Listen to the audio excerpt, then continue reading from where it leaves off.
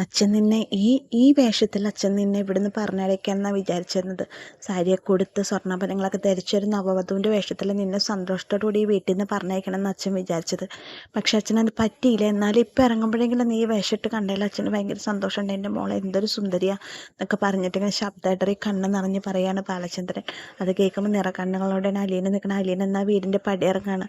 സ്വന്തം മോളേക്കാൾ ഉപരി അലീനയെ സ്നേഹിച്ച ബാലചന്ദ്രൻ എന്ന വളർത്തച്ഛൻ്റെ അടുത്ത് നിന്നും സ്റ്റാലിൽ നിന്ന് സ്വന്തം അച്ഛൻ്റെ അടുത്തേക്ക് അലീന മടങ്ങുള്ള അലീനയ്ക്ക് അറിയില്ല അലീന സ്വന്തം അച്ഛൻ്റെ അടുത്തേക്കാണ് പോകുന്നത് എന്നുള്ള സത്യം അലീനയ്ക്ക് അറിയില്ല. കൂട്ടുകാരെ, ഇന്നത്തെ ചെമ്പനിർപ്പൂവിലേക്ക് സ്വാഗതം. വളരെ നെഞ്ചു പൊട്ടുന്ന കാഴ്ചകളായിട്ടാണ് ഇന്നത്തെ ചെമ്പനിർപ്പൂവിൻ്റെ എപ്പിസോഡ് വരുന്നത്. അലീന ഇങ്ങനെ യാത്ര പറയാൻ വേണ്ടിയിട്ടുള്ള ഒരുക്കത്തിലാണ്. രാവിലെയായി. അലീന ബ്രിജിത്താമ്മയുടെ ഫോട്ടോ നോക്കിയിട്ട് മമ്മി എനിക്ക് സഹിക്കാൻ പറ്റുന്നില്ലല്ലോ മമ്മി, എല്ലാം എൻ്റെ കയ്യിൽ നിന്ന് വന്ന ഫോൾട്ടല്ലേ, എനിക്ക് ഇവരെ ഒന്നിച്ചാക്കാൻ പറ്റിയില്ല മമ്മി, എൻ്റെ ഭാഗത്തു നിന്ന് എന്തെങ്കിലും തെറ്റ് വന്നിട്ടുണ്ടെങ്കിൽ എൻ്റെ മമ്മി എന്നോട് പൊറുക്കണേ എന്ന് പറഞ്ഞിട്ട് ബ്രിജിത്താമ്മയുടെ ഫോട്ടോ നോക്കിയിട്ട് പ്രാർത്ഥിക്കുകയാണ്. ഇവിടെ എനിക്ക് എൻ്റെ അച്ഛനുണ്ട്, അമ്മയുണ്ട്, കൂടപ്പിറപ്പുകളുണ്ട്, പക്ഷെ അവരെയൊക്കെ ഉപേക്ഷിച്ച് എനിക്ക് ഇറങ്ങേണ്ടി വരില്ലേ മമ്മി എന്നൊക്കെ പറഞ്ഞിട്ട് കരയാണ്. അപ്പോൾ ബ്രിജിത്താമ്മ അവളുടെ അടുത്തെത്തണ പോലെ അവൾക്ക് തോന്നുന്നു. എന്നിട്ട് പറയണം, മോളെ നീ ചെയ്തതൊന്നും തെറ്റല്ല, ഇതുവരെ നീ ചെയ്തതെല്ലാം ശരിയാണ്, നിനക്ക് ഇവിടെ മാത്രം ഒതുങ്ങി നിന്നാൽ പോരാ, നിന്നെ ആശ്രയിച്ച് കുറേ ജീവിതങ്ങളില്ലേ, അവരെയൊക്കെ നിനക്ക് സമാധാനിപ്പിക്കണ്ടേ, അവരെയൊക്കെ നീ നെഞ്ചോട് ചേർക്കണ്ടേ, നീ ഇവിടെ ഇതുവരെ ചെയ്തതെല്ലാം ശരിയാണ്, ഇനി പോകുന്നിടത്തും നീ അവരെ സമാധാനിപ്പിക്കാനും സന്തോഷിക്കാനും പോകുന്നത്, നീ അതിലൊരു വിഷമം വിചാരിക്കേണ്ട, നിനക്കിതെല്ലാം സഹിക്കാൻ പറ്റും, അമ്മയ്ക്ക് ഉറപ്പാണ്, നീ ഇതുവരെ ചെയ്തതിൽ ഒരു തെറ്റുമില്ല എന്നൊക്കെ പറഞ്ഞിട്ട് ബ്രിജിത്താമ്മ സ്വപ്നത്തിൽ എന്ന പോലെ അലീനയുടെ അടുത്ത് വന്നിട്ട് അലീനനെ ആശ്വസിപ്പിക്കേണ്ട. അലീന പറയുന്നുണ്ട്, എനിക്ക് അറിയില്ലായിരുന്നു എൻ്റെ അച്ഛനാരാ അമ്മയാരാ ഒന്നും എനിക്കറിയില്ല. ഇവിടെ വന്നപ്പോൾ എനിക്കൊരു അച്ഛനെ കിട്ടി, ഒരു അമ്മയെ കിട്ടി, കൂടപ്പറപ്പുകളെ കിട്ടി, പക്ഷേ എനിക്കിവിടെ നിൽക്കാൻ പറ്റണില്ലല്ലോ മമ്മി, എനിക്കിത് താങ്ങാൻ പറ്റുമോ മമ്മി, ഞാൻ ഇവിടെ നിന്ന് ഇറങ്ങേണ്ടവളല്ലേ മമ്മി, എൻ്റെ ഭാഗത്തു നിന്ന് ഫോൾട്ടാണ് മമ്മി, ഇതിനൊക്കെ കാരണം ചോദിക്കുമ്പോൾ ഒരിക്കലല്ല, നീ ചെയ്തതെല്ലാം ശരിയാണ്. നമ്മുടെ ബ്രിജിത്താമ്മ സ്വപ്നത്തിൽ എന്ന പോലെ അവളെ ആശ്വസിപ്പിക്കാണ്, നീ ഇതെല്ലാം സഹിച്ചേ പറ്റി പറയുമ്പോൾ അലീന അങ്ങനെ സ്വയം ആശ്വസിച്ചിട്ട് കണ്ണ് തുടയ്ക്കാണ്. അത് കഴിഞ്ഞ് ഭക്ഷണം കഴിക്കാൻ വേണ്ടി താഴത്തേക്ക് ഇറങ്ങി വന്നു. ബാലചന്ദ്രൻ താഴത്തേക്ക് ഇറങ്ങി വന്നപ്പോൾ ഭക്ഷണമൊക്കെ എടുത്ത് വെക്കുന്നത് ബബിതയും കൃഷ്ണയും കൂടിയിട്ടാണ്. അപ്പോൾ അലീന അവിടെ വെക്കുമ്പോൾ ചേച്ചി അവിടെ ഉണ്ടെന്ന് പറയണം. രോഹിത് അവിടെ ഇങ്ങനെ നിൽക്കുന്നുണ്ട്. അത് കഴിഞ്ഞ് ഭക്ഷണം അലീന വന്നു. അലീന പറഞ്ഞ എന്നെ അടുക്കളയിൽ കയറ്റിയില്ല അച്ഛാ, ഇവരെ ഉണ്ടാക്കണമെന്ന് പറഞ്ഞിട്ട് പറയുമ്പോൾ ബബിതയും കൃഷ്ണയും കൂടി പറയണം, എന്തിനാ അപ്പോൾ ചേച്ചി കാരണം എന്തായാലും പോവല്ലേ, ഇനിയിപ്പോൾ ഞങ്ങൾ വേണ്ട ഉണ്ടാക്കാം, അപ്പോൾ പിന്നെ ഞങ്ങൾ തന്നെ ഉണ്ടാക്കുമോ, ഇത് കുറേ വിഭവങ്ങളുണ്ടല്ലോ, എനിക്കുള്ള യാത്രയപ്പോൾ അവൾ ഇരിക്കുമ്പോൾ അങ്ങനെയാണെന്ന് കൂട്ടിക്കോ എന്നൊക്കെ പറയണം. എന്നിട്ട് അലീനനെ എത്തിയിട്ട് ബബിത പറയണം, ഞാൻ വിളമ്പിത്തരാം, എന്നെ ചിലപ്പോൾ വിളമ്പിത്തരാൻ പറ്റിയില്ലെങ്കിലോ എന്നൊക്കെ പറയാണ്.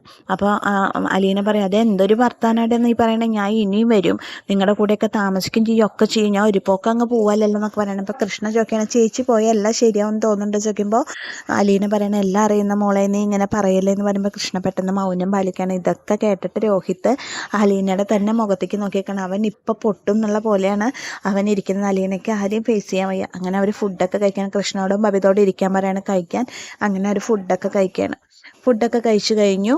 അലീന റൂമിൽ വന്നപ്പോൾ അലീനയുടെ ഫോൺ അടിക്കണം നോക്കുമ്പോൾ മനുവാണ്. മനുവേട്ടാ വിളിക്കുമ്പോൾ എന്തായി, ഒരുക്കങ്ങളൊക്കെ കഴിഞ്ഞു, രാവിലെ എഴുന്നേറ്റപ്പോൾ എൻ്റെ മനസ്സിലൊരു പ്രതീക്ഷ, നീ പോണില്ല തീരുമാനം മാറ്റിയെന്ന്, അതൊന്ന് നോക്കാൻ വേണ്ടിയിട്ട് വിളിച്ചതാണ്. ഇല്ല മനുവേട്ടാ ഞാൻ പോവാൻ ഒരുങ്ങാൻ പറയുകയാണ്. അപ്പം നീ പോവാൻ തന്നെ തീരുമാനിച്ചു അല്ലേ എന്ന് ചോദിക്കുകയാണ്. മനുവേട്ട ഇങ്ങനെ വിഷമിക്കല്ലേ മനുവേട്ട, ഞാൻ പോയല്ലേ മനുവേട്ടനെ വിളിക്കില്ലോ, വിളിക്കാതിരിക്കില്ലല്ലോ, എല്ലാവരും എന്നെ ഇങ്ങനെ പോണ്ട എന്നൊക്കെ പറയുമ്പോൾ എൻ്റെ മനസ്സ് തന്നെ പോണ്ടേ എന്നുള്ള സംശയത്തിൽ അങ്ങനെ ചാഞ്ചാടിക്കൊണ്ടിരിക്കുകയായിരുന്നു. ലാസ്റ്റ് പോണതാ നല്ലതെന്ന് എനിക്ക് തോന്നിയോണ്ടാണ് മനുവേട്ട പോകണം എന്നുള്ള തീരുമാനം ഞാൻ എടുത്തതെന്ന് പറയണം. അപ്പോൾ മനു പറയണ, പോയിക്കോളൂ, ഞാൻ തടയില്ല, അല്ല ഞാൻ വിചാരിച്ചു ഇങ്ങനെ പോവില്ല എന്നൊരു വാക്ക് നീ പറയുമെന്ന് വിചാരിച്ചിട്ട് പ്രതീക്ഷയിൽ ഞാൻ വിളിച്ചതാണ്, സാരില്ല, നിന്നെ പോവാനുള്ള കാര്യങ്ങളൊക്കെ ഒരുങ്ങട്ടെ, എനിക്കറിയാലോ പറയും. മനുവേട്ടൻ വരുന്നുണ്ട് എന്നെ അങ്ങോട്ടാക്കാൻ ചോദിക്കുമ്പോൾ അങ്കിളിന് താല്പര്യം പറയുമ്പോൾ അച്ഛൻ അങ്ങനെ പറഞ്ഞു ചോദിക്കുമ്പോൾ അല്ല, പക്ഷെ എനിക്കത് സംസാരത്തിൽ നിന്ന് തോന്നി ഞാൻ വരുന്നത് അങ്കിളിന് താല്പര്യമില്ല എന്ന്, അതുകൊണ്ട് ഞാൻ വരുന്നില്ല, നീ പോകാൻ ഒരുങ്ങിക്കോ, ലേറ്റ് ആവണ്ടെന്ന് പറഞ്ഞിട്ട് മനു അങ്ങനെ ഫോണിലേക്ക് ഞാൻ വിളിക്കാം മനുവേട്ടാ പറഞ്ഞിട്ട് അങ്ങനെ അലീന ഫോൺ വയ്ക്കണം. അലീനയ്ക്ക് ഇങ്ങനെ സങ്കടം വന്ന് മുട്ടിയിട്ടാണ് നിൽക്കണത് കേട്ടോ. അങ്ങനെ അലീന ഡ്രസ്സൊക്കെ മടക്കി വയ്ക്കുമ്പോഴേക്കും കൃഷ്ണയും ബബിതയും കൂടി റൂമിലേക്ക് വരികയാണ്. അപ്പോൾ നോക്കുമ്പോൾ അലീന അങ്ങനെ നോക്കുമ്പോൾ അലീനയ്ക്കുള്ള എന്താ പറയുക സാരിയും സ്വർണ്ണാഭരണങ്ങളൊക്കെ ഇങ്ങനെ അവിടെ വെച്ചിട്ടുണ്ട്. അപ്പോൾ അത് ഉടുത്തിട്ടേ പോവാമെന്ന് അലീനോട് പറഞ്ഞിട്ട് അലീന അത് വളയൊക്കെ എടുത്ത് കയ്യിലിട്ടിട്ട് വീണ്ടും അവിടെ തന്നെ വെക്കാൻ. അപ്പോൾ കൃഷ്ണ വന്നിട്ട് ചോദിക്കും, ചേച്ചി സാരി അല്ലേ ചുറ്റിന് വയ്ക്കുമ്പോൾ വേണ്ട, എനിക്ക് സാരി ചുറ്റാൻ അറിയില്ല പറയുമ്പോൾ കൃഷ്ണയും ബബിതയും കൂടി പറയണം, ഞങ്ങൾക്കറിയാം, ഞങ്ങൾ ഉടുപ്പിച്ചുതരാം പറയുമ്പോൾ നിനക്ക് സാരി ചുറ്റാൻ അറിയാം ചോദിക്കണം കൃഷ്ണനോട്. ചുറ്റാൻ അറിഞ്ഞില്ലെങ്കിൽ എനിക്ക് ഉടുപ്പിക്കാൻ അറിയാമെന്നൊക്കെ പറയണം. എന്തായാലും അച്ഛൻ്റെ ആഗ്രഹമായിരുന്നു, ചേച്ചി ഇവിടെ വരുമ്പോൾ ആരും ഇല്ലാണ്ട് അനാഥയെ പോലെയല്ലേ വന്നത്, ഇവിടുന്ന് പോകുമ്പോൾ ചേച്ചിക്ക് അച്ഛനുണ്ട്, അമ്മയുണ്ട്, കൂടപ്പറപ്പുകളുണ്ട്, എല്ലാവരും ഉണ്ടല്ലോ, അപ്പോൾ അതിൻ്റെ സന്തോഷത്തിൽ ചേച്ചി പോകണം, ഞാൻ ഇവിടേക്ക് വരുമ്പോൾ ഒന്നും കൊണ്ടുവന്നിട്ടില്ല കൃഷ്ണമോളെ, എനിക്ക് പോകുമ്പോഴും ഒന്നും വേണ്ട പറയുമ്പോൾ അതൊന്നും പറഞ്ഞാൽ പറ്റില്ല, വരുമ്പോൾ ചേച്ചിക്ക് ആരും ഉണ്ടായിരുന്നില്ല, പോകുമ്പോൾ ചേച്ചിക്ക് എല്ലാവരും ഉണ്ട്, അപ്പോൾ അതിൻ്റേതായിട്ടുള്ള രീതിയിൽ ചേച്ചീനെ അണിയിച്ചൊരുക്കി വിടണം എന്നാണ് ഞങ്ങളോട് അച്ഛൻ പറഞ്ഞേക്കണമെന്ന് പറയാണ്.